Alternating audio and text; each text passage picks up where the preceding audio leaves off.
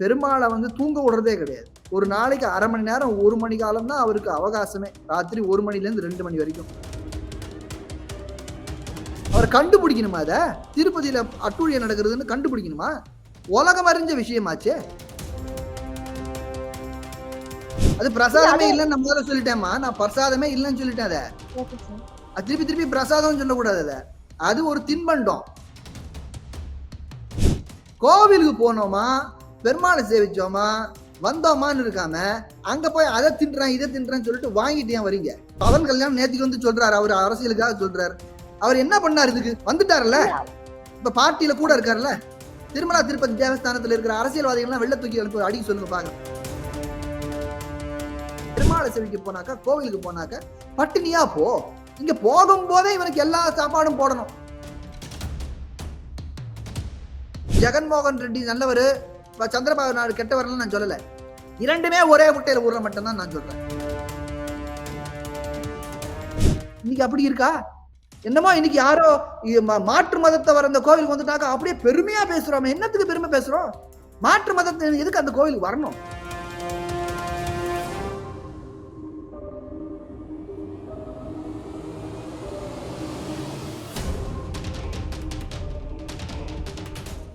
Yellow page நேயர்களுக்கு வணக்கம். இன்றைய சிறப்பு விருந்தினர் ரங்கராஜன் நரசிம்மன் அவர்கள். வணக்கம் சார். ஸ்ரீமதே ராமானுஜாய நமஹ. சார், கடந்த 2 நாட்களாகவே ஒரு இஷ்யூ போயிட்டு இருக்கு. உங்களுக்கு கண்டிப்பா தெரிஞ்சிருக்கும்.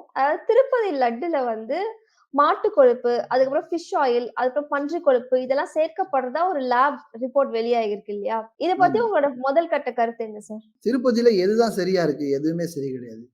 இன்னைக்கு நேத்திக்கு அது ஆரம்பத்துல ஒண்ணு நான் வந்து திருப்பதிக்கு போயிட்டு யாராவது வந்தாக்க எனக்கு திருப்பதி பிரசாதம் இந்தாங்க லட்டுன்னு கொடுத்தாக்க நான் சாப்பிட்டதே கிடையாது. நான் வெளியில எங்கேயும் சாப்பிட மாட்டேன்னு நிறைய பேருக்கு தெரியும். ஆனா திருப்பதி கோவில்ல கொடுக்குற அந்த லட்டையும் கூட சாப்பிட மாட்டேன். ஏன்னா அது பிரசாதமே கிடையாது. பிரசாதம்னா என்ன?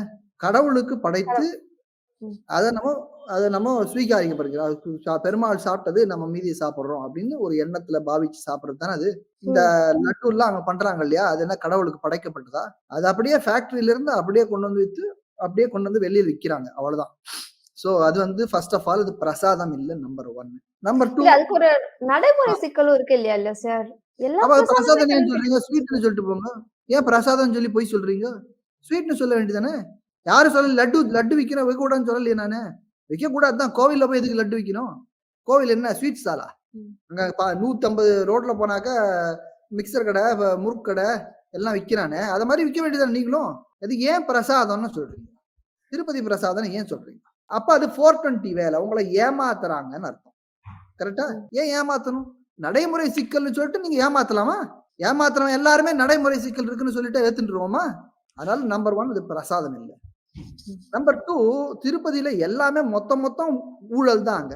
அங்க சாஸ்திர சம்பிரதாயத்துப்படி எதுவுமே நடக்கிறது கிடையாது. பெருமாளை வந்து தூங்க விடுறதே கிடையாது. ஒரு நாளைக்கு 1/2 மணி நேரம் 1 மணி காலம் தான் அவருக்கு அவகாசமே. ராத்திரி 1 மணிலேருந்து 2 மணி வரைக்கும். மற்றபடி 23 மணி நேரமும் அவரை வச்சு நடக்கிற வியாபாரம் தான். ஒரு கோவிலுக்கு போறவன் எதுக்கு பணம் கொடுத்து போகணும்? திருப்பதிக்கு போகணும்னா எல்லாரும் சர்வ தரிசனத்துக்கு போறது. சர்வ தரிசனம் ஃப்ரீ தர்ஷன் சொல்றாங்க இல்லையா, எல்லாரும் போற இடம். அது பல பேர் அதுல போறது கிடையாது. ஏன்னாக்கா அதுல போனா ரொம்ப நேரம் வெயிட் பண்ணணும். பல மணி நேரம். ஒரு நாள் கூட சில சமயம் 2-3 நாள் கூட வெயிட் பண்றாங்க இல்லையா? அப்படி அங்க இருந்து 300 ரூபாயில இருந்து ஆரம்பிச்சு 1,00,000 ரூபாய் வரைக்கும் டிக்கெட் போட்டிருக்காங்க. அதாவது பெருமாளை போய் சேவிக்கணும்னா பணம் இருந்தாதான் சேவிக்க முடியும் அந்த ஊர்ல. என்ன அநியாயம்! அந்த ஊர் மொத்தம் அநியாயம். அதுல இருக்கிற மதத்தை பத்தி எல்லாம் யாருமே எதுவுமே பேசுறது கிடையாது. ஏன் எதுக்கு இப்ப இன்னைக்கு லட்டுக்கு மட்டும் பிரச்சனை? அப்ப இது ஒரு அரசியல் இருக்குன்னு நம்ம தெரிஞ்சுக்கணும். இந்த லட்டு ப்ராப்ளம் இருக்குன்னு வச்சுங்களேன். யார் இந்த பிரச்சனை இருக்குன்னு வெளியில சொன்னது? பிரச்சனை இருக்குன்னு சொல்லிட்டு தெலுங்கு தேச பார்ட்டியோட செய்தி தொடர்பாளர் முதல்ல சொல்லிருக்காரு சார். இப்போ எக்ஸிகியூட்டிவ் ஆபீசரும் அத வந்துட்டு கன்ஃபார்ம் பண்ணிருக்காரு. Chandrababu Naidu chief minister. அவர் தானே அந்த ஸ்டேட்டோட ஹெட். ஆமா சார். அவர்கிட்ட அளவில்லாத பவர் இருக்குல்ல, கணக்கில்லாத பவர் இருக்குல்ல. ஒருத்தர் தவறு செஞ்சா நீ என்ன பண்ணணும்? சட்டப்படியான நடவடிக்கை எடுக்க வேண்டாமா? இன்னி வரைக்கும் சட்டப்படியான நடவடிக்கை எடுக்கப்பட்டதா? தவறுன்னு சொல்லிட்டீங்க. சீஃப் மினிஸ்டரே சொல்லிட்டார். சீஃப் மினிஸ்டரே தப்புன்னு சொல்லிட்டார். ஃப்ராட் நடந்திருக்குன்னு சொல்றாரு. அடல்ட்ரேஷன் நடந்திருக்குன்னு சொல்றாரு. அங்க வந்து பிளாஸ்பெமி நடந்திருக்குன்னு சொல்றாரு. அதாவது மத நம்பிக்கைக்கு விரோதமான செயல் நடந்திருக்குன்னு சொல்றாரு. என்ன ஆக்ஷன் எடுத்தாரு இன்னி வரைக்கும் அவர்? லீகலா மொத்த எக்ஸிகியூஷன் மெஷினரி மட்டும் தன் கையில வச்சுட்டு இன்னி வரைக்கும் அது ஆக்ஷன் எடுக்காம வெளியே வந்து பப்ளிக் கிட்ட பிரஸ் ரிப்போர்ட் கொடுத்து இதுல வந்து இது இது இருக்கு அது இருக்குன்னு சொல்றது வந்து என்ன சீஃப் மினிஸ்டரா அவர் சீஃப் மினிஸ்டரா? இது பண்றதுக்கு அவருக்கு உள்நோக்கம் என்னமோ இருக்குன்னு நான் சொல்றேன். ஏன்னா இதை பாருங்க, எனக்கு வந்து நம்ம தமிழ்நாட்டிலே எனக்கு எந்த கட்சி சார்பும் கிடையாது, உங்களுக்கு தெரியும். பாக்குற எல்லா நேருக்கும் தெரியும். என்ன ஆந்திர பிரதேஷ்ல எவன் இருந்தா எனக்கு என்ன, சரியா? அதை பத்தி எனக்கு இந்த கட்சி பத்தி எல்லாம் எனக்கு நான் அந்த என்னைக்குமே இந்த கட்சி ரிலேட்டடா நான் பாக்குற எனக்கு அந்த எண்ணமே கிடையாது. மேட்டர் என்ன, அது என்ன இஷ்யூ, அந்த இஷ்யூ பேஸ்டு தான் நம்ம பார்க்கணுமே ஒழிய இந்த கட்சி பண்ணிட்டுனா சரி இந்த கட்சி பண்ணிட்டுனா தப்பு அப்படின்னு சொல்ற ஆள் நான் இல்ல. இல்ல சார், அவர் வந்துட்டு இந்த ஒரு பார்லிமெண்ட் எலெக்ஷன்ல தான் வந்துட்டு அங்கேயும் எலெக்ஷன் நடந்தது. ஆனா அங்க முடிச்சிட்டு தான் வந்து அவர் சீஃப் மினிஸ்டரா வந்தாரு. சோ சீஃப் மினிஸ்டரா வந்துட்டு ஒரு கொஞ்சம் மாசம் தானே ஆகுது. சோ வந்துட்டு இப்படி திருப்பதியில இந்த மாதிரி ஒரு பிரச்சனை நடக்குது அப்படின்னு அவர் கண்டுபிடிக்கிறதுக்கே ஒரு டைம் எடுத்திருக்கோம் இல்லீங்களா? அவர் கண்டுபிடிக்கணும் போய் நேரா. இல்ல சார், இது நாள் வரைக்கும் அவர் ஆப்போசிஷன் லீடரா இருந்தாரா இல்லையா? இருந்தாரு சார். அப்பெல்லாம் சும்மா இருந்தாரா? வானத்துல போய் இதான் என் நட்சத்திரம் எவ்வளவு நின்றுட்டு இருந்தாரா?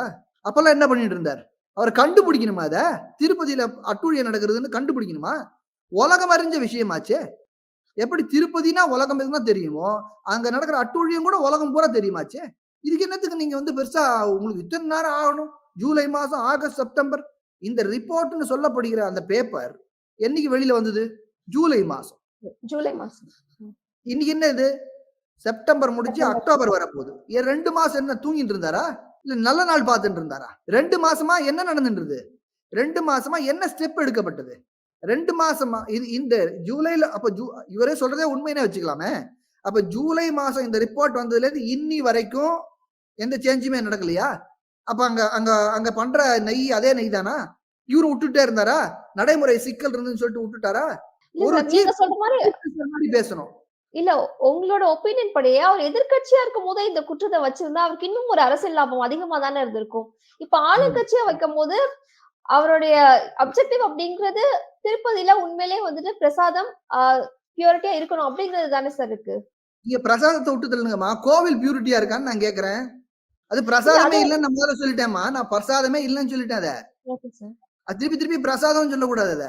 அது ஒரு தின்பண்டம். அந்த தின்பண்டம் எக்கடு கெட்டா போச்சுன்னா அந்த பெருமாளுக்கு நடக்கிற நீங்க பியூரிட்டி அப்படின்னு என்ன அர்த்தம்? இந்த பியூரிட்டி உடைய ஆன்மீக விஷயங்கள்லாம் கெட்டு போச்சு, சம்பிரதாயம் கெட்டு போச்சுன்னு ரொம்ப அப்படியே கஷ்டப்படுறாங்களா மனுஷாலாம்? அங்க இருக்கிற ஜியர் எல்லாம் கூட அங்க ஜியர் எல்லாம் வந்து ஏற்கனவே தூங்கிட்டு இருக்காரு. அவரெல்லாம் இத பத்தி அவரால் ஏதாவது பேசினாரா? இல்ல சார், நீங்க பிரசாதம் சொல்லலாம், தின்பண்டம் சொல்லலாம், ஸ்வீட்னு சொல்லலாம். பட் அது எல்லாமே மக்களுக்கு கொடுக்கறப்போ ஒரு நம்பிக்கை சார்ந்த ஒரு விஷயம் வாங்குறீங்கன்னு நான் கேக்குறேன். கோவிலுக்கு போனோமா, பெருமாளை சேவிச்சோமா, வந்தோமான்னு இருக்காம அங்க போய் அதை தின்றேன் இதை தின்றேன்னு சொல்லிட்டு வாங்கிட்டு ஏன் வரீங்க? இது என்ன கோவிலா, ஹோட்டலா, சினிமா தியேட்டரா? சினிமாக்கு நீ பார்க்க போனாக்கா பாப்கார்ன் வாங்கி தின்னு, அங்க விற்கிற வத்ததெல்லாம் வாங்கி தின்னு. கோவிலுக்கு போறச்ச உனக்கு என்ன தின்றது வேண்டியிருக்கு? பெருமாளை சேவிக்கும் போது ஒரு சிந்தனையோட பெருமாளை நோக்கி அவரை நினைத்து கொண்டு சென்று அவரை வணங்கி வழிபட்டு அவருக்கு மரியாதை செலுத்திட்டு வர வேண்டியது உன்னுடைய வேலையே தவிர அங்க போய் இதை தின்றனா அதை தின்றனான்னு பார்த்துட்டு இருந்தானாக்க இப்படி எப்படி உனக்கு நாக்க கட்டுப்படுத்த முடியலன்னா உன்னை ஏமாத்தான் ஏமாத்துவாங்க. நீங்க எங்கேயோ போகாதீங்க. நான் என்ன சொல்ல வரேன், ஒரு சீஃப் மினிஸ்டர் வானளாவிய அதிகாரம் இருக்கிறவர் இன்னி வரைக்கும் என்ன ஆக்ஷன் எடுத்தாருன்னு அவர் சொன்னாரா? இல்ல யாராவது கேட்டீங்களா? கேட்டாங்களா? அதிகாரப்பூர்வமா எக்ஸிகியூட்டிவ் ஆபீசரை இன்னைக்கு தானே சார் பிரஸ் சந்திச்சிருக்காரு. எக்ஸிகியூட்டிவ் ஆபீசர் அப்ப வந்து இத்தனை வரைக்கும் இதே எக்ஸிகியூட்டிவ் தானே இருந்தாரு, வேற மாறிட்டாரா? நீங்க புதுசா ஹலோ நேத்து வேற எக்ஸிகியூட்டிவ் ஆபீசர், நேத்து வேற எக்ஸிகியூட்டிவ் ஆபீசர், இன்னைக்கு வேற எக்ஸிகியூட்டிவ் ஆபீசரா?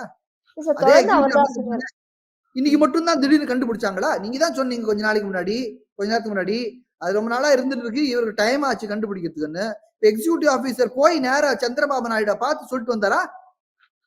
இல்ல சார், ஊடகத்தை சந்திக்கும் பொழுது ஊடகத்தை சந்திக்கும் பொழுது அவர் கன்ஃபார்ம் பண்றாரு இது மாதிரி கலந்திருக்கு அப்படின்னு சொல்லி. ஆபீசர் ஒரு கைப்பாவம்மா நம்ம ஊர்ல இருக்கே, நம்ம தமிழ்நாட்டுல இந்து சமய அறநிலையத்துறைக்கும் அரசுக்கும் பயந்து கடந்த எக்ஸிகியூட்டிவ் ஆபீசர்லாம் இருக்காங்களே, குமாஸ்தாக்கள். யார் executive officer? First of all who is he? Who the hell is he? அந்த ஆள் யாரு? அவனுக்கு என்ன அங்க வேலை கோவில்ல? அவனோட ரைட்ஸ் என்ன? அந்த கோவிலுடைய அறங்காவலர்கள் அந்த கோவில் நிர்வாகம் பண்ண போறாங்க. அந்த அறங்காவலர்கள் தான் இதெல்லாம் பார்க்கணும். அதை பார்க்கல. கோவில் நிர்வாகம் யார்கிட்ட இருக்கணும்? பெரிய திருமலை நம்பி சுவாமிகிட்டையும், அனந்தாழ்வான் சுவாமிகிட்டையும், ஜிஆர் சுவாமிகிட்டையும் இருக்கணும். இந்த 3 பேரும் நிர்வாகத்திலேயே இல்ல. சும்மா ஜீயர் இப்படி வந்து நின்னு கைய காமிச்சுட்டு ஆசீர்வாதம் பண்ணிட்டு போனா போறாது. கோவில்ல என்ன நடக்குதுன்னு பார்க்கணும். அவங்களுடைய பொறுப்பு அது. அவங்க பொறுப்ப அவங்க செய்யறது கிடையாது. செய்யறதுக்கான அவங்களோட இது ஒரு ஒரு ஒரு சூழல் அவங்களுக்கு இல்ல. அத பத்தி அவங்க வெளியில பேசுறதும் கிடையாது. இந்த பிரச்சனை வந்தது இல்லையா? சரி, உண்மைன்னே வச்சுப்போமே. இப்ப ஜீயர் என்ன சொல்லியிருக்கணும்? இந்த மாரி ஒரு பிரச்சனை இருந்தது. இது தப்பு நடந்து போச்சு. அப்போ நம்ம இந்த கோவில்ல வந்து பிராயச்சித்தம் பண்ணணும்னு சொல்லிட்டு பண்ணியிருக்கணுமா இல்லையா? இதுவரைக்கும் அத பத்தி யாராவது பேசுனாங்களா? என்னமோ ஆன்மீகம், பியூரிட்டி அதெல்லாம் பத்தி கவலைப்படுறீங்களே. அப்ப சாஸ்திரத்துல சொன்னபடி தவறு நடந்தா அதுக்கு உரிய பிராயச்சித்தம் நடக்கணுமா வேண்டாமா? நடந்தா? நடத்த மாட்டாங்க. ஏன் தெரியுமா? நடத்தினா அது உண்மைன்னு ஆயிடும். ஒத்துண்டதா ஆயிடும். இப்ப சொல்லவும் சொல்லுவீங்க, பிராயச்சித்தமும் பண்ண மாட்டீங்க. ஆனா அப்ப பொய்யனாக்கா ஒத்துக்க மாட்டீங்க. அப்படின்னா என்ன இதெல்லாம் அரசியலை தவிர வேற என்னம்மா? காத்தால ஆரம்பிச்சு பெருமாள் படுக்கிற வரைக்கும் 1 மணி நேரம் ராத்திரி 1 மணி வரைக்கும் அங்க ஊழலோட ஊழல், மொத்தம் ஊழல். இங்கேருந்து ஒரு பக்தன் திருப்பதிக்கு போறான்னா, முதல்ல என்ன நினைக்கிறான்? உடனே யாரையாவது தெரிஞ்சவங்களை கூப்பிட்டு, சார் எனக்கு ஏதாவது வழி தர்சனத்துக்கு வழி கிடைக்குமா? போகறச்சே ஊழல் மனுஷன்கிட்டயே. எவனாவது போகறச்ச கோவில் கூட ஸ்ரீரங்கத்துல வந்து வராங்கன்னாக்கா, சார் நான் ஸ்ரீரங்கத்துக்கு வரேன், பெருமாள் தரிசனம் பண்ண முடியுமா அப்படின்னு கேட்கறான். ஏன் நீ வந்தியா, பெருமாள் சேவிச்சியா, போனியா? இடைத்தரகர்கள் எதிர்க்குன்னு கேட்கறாங்களே. இவ மட்டும் இடைத்தரகர்கள் வேணுமா உங்களுக்கு? அப்ப கோவில்ல ஊழல் பெருகி இருக்குன்னு எல்லா இடத்துக்கும் தெரியுதா? இந்த திருப்பதி மட்டும் இல்ல. திருப்பதி வந்து எல்லாத்துக்கும் மதர் ஊழல்ல. மதர் ஆஃப் ஆல் ஊழல். ஊழலுக்கு தாய் திருப்பதி. அத பார்த்து எல்லா இடத்துலயும் நடக்கிறது. தமிழ்நாட்டுல இருக்கிற எல்லா கோயிலும் உருப்படி ஆயிடுச்சு. தமிழ்நாட்டுல திருப்பதியை பத்தி ரொம்ப கவலைப்படுறாங்களே. இங்க இருக்கிற கோவில்கள் எல்லாம் பிரசாதம் விக்கிறாங்களே. அதெல்லாம் என்னது? அதெல்லாம் யாரு டெஸ்ட் பண்ணா?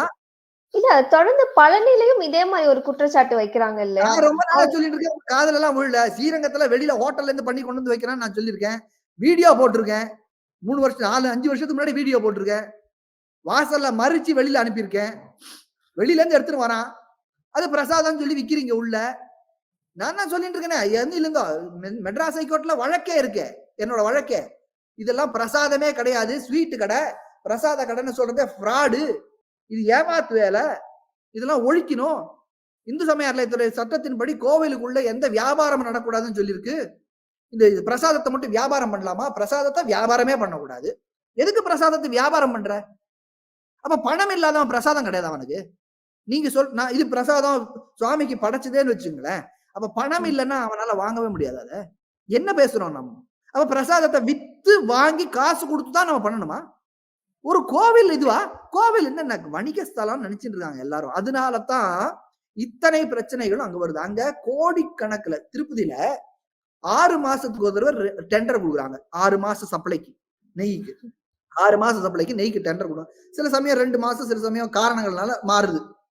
திருப்பதி திருமலா தேவஸ்தானத்துடைய வெப்சைட்டுக்கு போனீங்கன்னா எல்லா போர்டு ரெசல்யூஷன்ஸ் இருக்கும். அறங்காவலர் குழு தீர்மானங்கள்லாம் இருக்கும். நீங்க பார்க்கலாம். இப்ப கூட யார் வேணா போய் பார்க்கலாம். அது நீங்க ஒண்ணு எடுத்து பாத்தீங்கன்னா நன்னாவே தெரியும். ஜூன் மாசம் இல்ல டிசம்பர் மாசம் ஒரு டெண்டர் விடுறாங்க. அந்த டெண்டர்ல இந்த கோவிலுக்கு இவ்வளவு 20 லட்சம் கிலோ நெய் வேணும் லட்டு தயாரிக்கிறதுக்கு அப்படின்னு சொல்லி விடுறாங்க. அந்த டெண்டர்ல இப்படிலாம் இந்த மாதிரி ஷரத்துகள்லாம் போட்டு இந்த குவாலிட்டியில இது இருக்கணும், இந்த தரத்துல இது இருக்கணும்னு சொல்றாங்க. 4 பேரை கூப்பிடுறாங்க. கூப்பிட்டு 4 பேர் டெண்டர்ல பார்ட்டிசிபேட் பண்றாங்க. அதுல யாரு கம்மியா விலை கொடுக்குறாங்களோ தரத்தோட அவர்களுக்கு அவார்டு பண்றாங்க. எந்த ஒரு நிர்வாகமா இருந்தாலும் இவ்வளவுதான் செய்ய முடியும். அதை தவிர அவங்க குட்டி குட்டியா டெஸ்ட் பண்றாங்க. அவங்க வரும்போது அவங்க டெஸ்ட் பண்ணி அக்மார்க்கு சீல் இருக்கணும் அப்படின்னு சொல்றாங்க. இதெல்லாம் இருக்கும்போது அக்மார்க்கே ப்ராப்ளமான்னு நான் கேட்கிறேன். அக்மார்க் சீல் எப்படி அது கிடைச்சது? இது முதல்ல நெய்யே கிடையாது. முதல்ல நான் சொன்னது பிரசாதம்னு சொல்றது பிரசாதமே கிடையாதுன்னு சொன்னேன். இது 2வது நெய்யே கிடையாது. நெய் 1 கிலோ எவ்வளவுமா? திருப்பதி அவ்வளவு பெரிய பணக்கார கோவில் இல்லையா? அந்த கோவில்ல எத்தனை பசுமாடு இருக்கும் நீங்க எதிர்பார்க்கறீங்க? சொல்லுங்க பார்க்கலாம். ஒரு உதாரணத்துக்கு எத்தனை பசுமாடு இருக்கும்? 500 இருக்கலாம் சார். 500 தான் இருக்கு. கரெக்டா சொல்லிட்டீங்க. எப்படி சொன்னீங்களோ தெரியல எனக்கு. ஆனா நீங்க சொன்னதுதான் இருக்கு. 500 தான் இருக்கு. அவ்வளோ பெரிய கோவில்ல 500 பசுமாடு தானா? கோ சம்ரக்ஷணம்னு சொல்லிட்டு பண்ண வேண்டியது யாரு? கோவில். கோவில வந்து லட்சக்கணக்குல மாடு இருக்கணும். இந்த டெண்டர் எல்லாமே பாத்தீங்கன்னாக்க ஒரு வருஷத்துக்கு குறைஞ்சபட்சம் 200, 300 கோடி ரூபாய்க்கு டெண்டர் போகுது நெய்க்கு மட்டும். இவ்வளவு ரூபாய்க்கு நீ லட்சக்கணக்குல மாடை வளர்த்து 4 பேருக்கு வேலை கொடுத்து நீயே பண்ணலாமா? சனாதன தர்மத்துக்கு ஒத்தா போகுமா? பசுமாடு காப்பாற்றப்படுமா? இந்த மாதிரி அடல்ட்ரேஷன்லாம் ஆகாம இருக்குமா? நீயே பாலை கறக்கலாம், நீயே தயிர் பண்ணலாம், நீயே வெண்ணெய் எடுக்கலாம், நீயே பெருமாள் கொடுக்கலாம் இல்லையா? அதெல்லாம் விட்டுட்டு இதுல எதுக்கு கமர்ஷியல் ஆக்டிவிட்டி? இது எதுக்கு டெண்டர்? நீங்க ஃபர்ஸ்டே வந்துட்டு எந்த கட்சிக்கும் சப்போர்ட் பண்ணல அப்படின்னு சொன்னீங்க. அரசியல் சாராம பேசியிருக்கதா சொன்னீங்க. தெலுங்கு தேச பார்ட்டியோட கூட்டணியில இருக்கிற ஜனசேனா பவன் கல்யாண் அவர்கள் வந்துட்டு ஒரு கருத்து தெரிவிச்சிருக்காரு. அரசு கட்டுப்பாட்டுல கோவில்கள் இருக்கிறதுனாலதான் இந்த பிரச்சனை வருது அப்படின்னு சொல்லியிருக்காரு. அவரோட கருத்தை ஏற்கிறீங்களா சார்? இது என்ன பெருசா புதுசா? நாங்க எத்தனை வருஷமா பவன் கல்யாண் நேத்திக்கு வந்து சொல்றாரு, அவர் அரசியலுக்காக சொல்றாரு. அவர் என்ன பண்ணாரு? இதுக்கு வந்துட்டாருல்ல, இப்ப பார்ட்டியில கூட இருக்காருல்ல. திருமலா திருப்பதி தேவஸ்தானத்துல இருக்கிற அரசியல்வாதிகள் எல்லாம் வெள்ள தூக்கி அடிக்க சொல்லுங்க பாக்குறேன். வெள்ள தூக்கி அடிக்க சொல்லுங்க பாக்குறேன். இப்ப யாரு அரசியல் கட்சி கண்ட்ரோல் இருக்கக்கூடாதுன்னு சொல்றாரா? ஏன் இருக்கு இன்னைக்கு? ஏன் அரசியல் அப்பாயின்மெண்ட் அங்க இருக்கு? அதை பத்தி அவர் என்ன சொல்றாருன்னு கொஞ்சம் கேட்டு சொல்லுங்களேன். எனக்கு தெரியாது, பவன் கல்யாண்லாம் பத்தி எல்லாம் எனக்கு தெரியாது. நம்ம ஊர்ல இருக்கிற அரசியலை பத்தியே நமக்கு ஒழுங்கா புரியல. இங்க இருக்கிற ஏமாத்துவாரங்களை பத்தியே நமக்கு புரியல. பக்கத்து ஊர்ல என்ன நடந்தது அது சொல்லிட்டு போறாரு. இல்ல பிஜேபின்னு தான் சொல்றது. கோவிட் நேத்து கூட நிர்மலா சீதாராமன் வந்தாங்க, பைனான்ஸ் மினிஸ்டர். அவங்க தான் சொன்னாங்க. சொல்லுவாங்கம்மா, சொல்றதுக்கு என்ன? ஆனா ஆட்சிக்கு வந்த உடனே என்ன சொல்லுவாங்க? உடனே நீங்க சொன்ன நடைமுறை சிக்கல்கள் இருக்கு. எப்படி இந்த மதுக்கடையெல்லாம் படிப்படியா ஒழிக்கிறேன்னு சொன்னாக்க இன்னும் படிப்படியா ஒழிச்சுட்டு இருக்காங்களோ, அதே போல இந்த கோவில்கள் எல்லாம் படிப்படியா அவங்களும் பண்ணிட்டு இருப்பாங்க. இதெல்லாம் நம்ம முட்டா பசங்களை மாதிரி நாம இருக்கிற வரைக்கும் நம்ம தலையில மிளகா அரிக்கிறதுக்கு அரசியல்வாதிகள் இருப்பார்கள், ஊழல்வாதிகள் இருப்பார்கள். மனிதர்கள் இதை பற்றி நன்றாக புரிந்து கொள்ளாமல் கண்டதையும் பிரசாதனம் வாங்கிட்டு, இதுக்குதான் ஆன்மீக தலைவர்கள் இருக்கணும். எனக்கெல்லாம் எங்க பெரியவர்கள் எல்லாம் சொல்லி கொடுக்கும் போது, வீட்டை விட்டு கோவிலுக்கு போறீங்கன்னாக்க உண்ண உணவு, உடுக்க உடை, இருக்க இடம்லாம் அதெல்லாம் பார்க்க கூடாது. கிளம்பி போனோம்னா பெருமாள் சேவிக்கிறது ஒன்னே நோக்கா இருக்கணும். கண்டபடி பராக்கெல்லாம் பார்க்க கூடாது. தியானத்துல பெருமாள் இருக்கணும். வயிற்று பத்தி நினைக்க கூடாது. இங்க இருந்து நிறைய பேர் பத்ரிநாத்துக்கு போறாங்க, கேதார்நாத்துக்கு போறாங்க இல்லையா?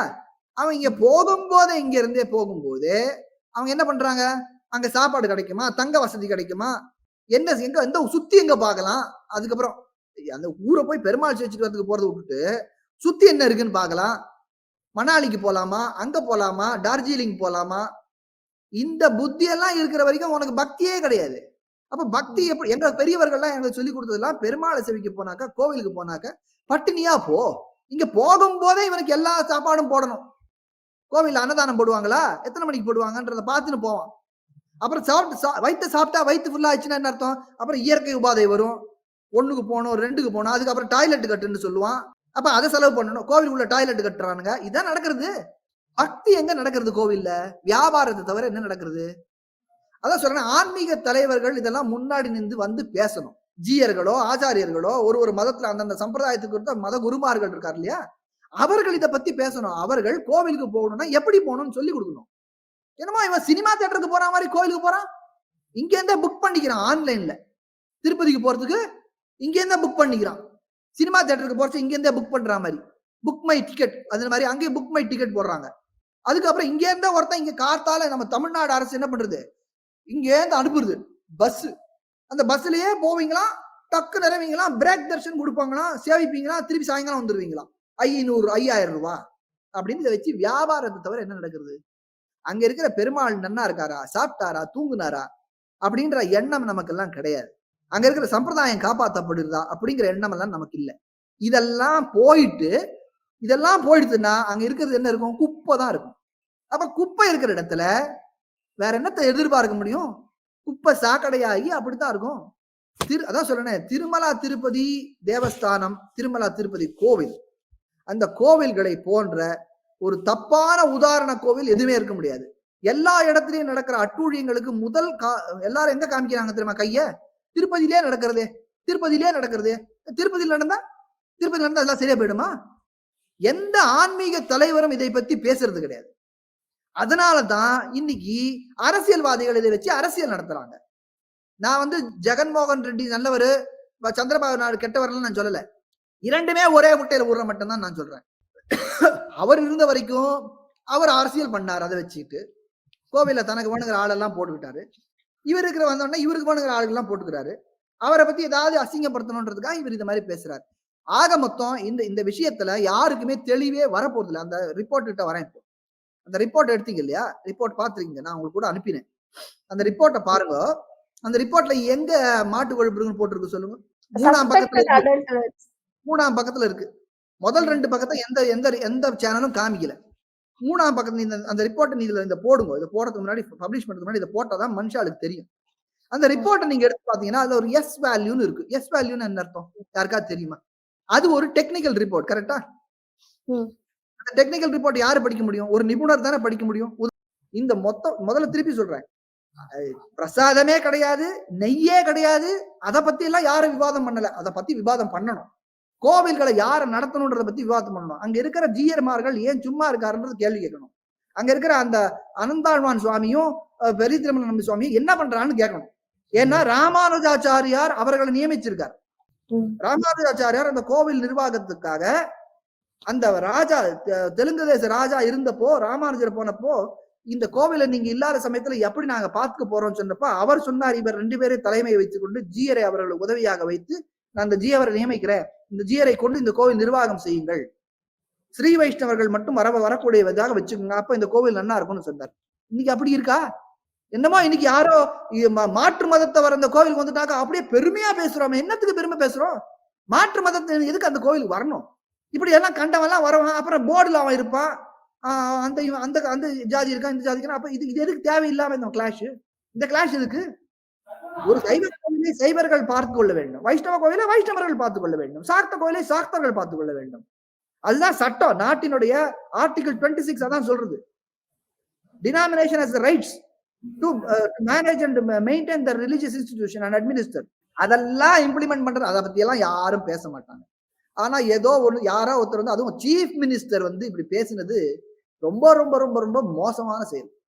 அவர் வந்து இப்படி இருந்ததுனாக்க அவர் என்ன செஞ்சிருக்கணும்? அவர்கிட்ட இருக்கிற அதிகார பலத்தை வைத்துட்டு அவருக்கு மேல ஒரு எஃப்ஐஆர் போட்டு அவருக்கு மேல இன்வெஸ்டிகேஷன் ஆரம்பிச்சு அவர்களை ஜெயில தள்ளிருக்காங்க. உரிய தண்டனை வாங்கி கொடுத்துருக்காங்க. அப்படி அவர் செய்யாத வரைக்கும் இதை வைத்து அவர் அரசியல் தான் செய்யறாரு. Okay sir. உங்களோட பல கருத்துக்களை எங்களோட பகிர்ந்துக்கிறதுக்கு ரொம்ப நன்றி சார். ஸ்ரீமதி ராமானுஜன்.